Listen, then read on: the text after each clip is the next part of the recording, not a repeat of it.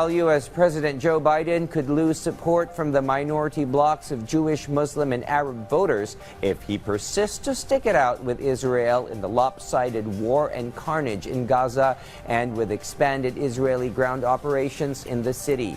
VOA's White House Bureau Chief Patsy Widakuswara has the full report. As Israeli airstrikes continue in Gaza, including this one on the Al-Shati refugee camp, an open letter to President Joe Biden from advocacy group the National Muslim Democratic Council, demanding that he broker a ceasefire by 5 p.m. Tuesday or face the consequence of millions of American Muslims withholding their support for his re-election next year.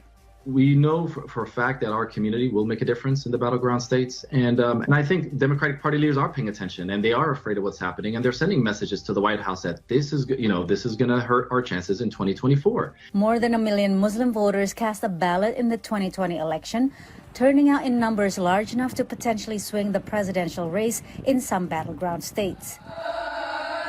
Muslim and Arab Americans traditionally vote for Democratic candidates, but a shift may be coming.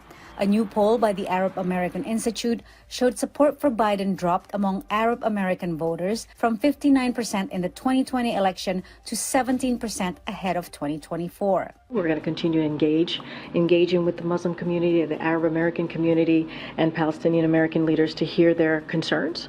In contrast, Jewish Americans are deeply appreciative of Biden's support of Israel. Israel is an important issue, remains a very important issue to Jewish voters. It's an issue about which there's a very high emotional attachment between Jewish Americans and support of Israel. About 7 million Jews live in the U.S., the same number as in Israel. They make up 3% of the U.S. electorate.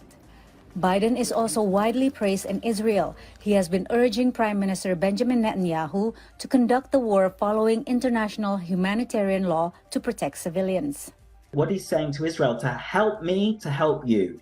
If you give maximum effort to fight in the right way, according to the laws of war, then it makes it easier for me to support you and get support from you in the international community and at home in America and in the Democratic Party.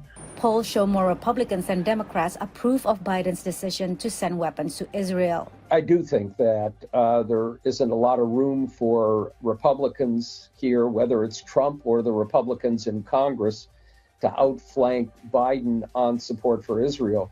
Meanwhile, there's growing pressure for a ceasefire, including from anti-war protesters during Tuesday's congressional hearing. Administration officials have advocated for humanitarian pauses to allow aid to reach civilians, but say a ceasefire at this point will only benefit Hamas. Patsy Widakuswara, VOA News, Washington.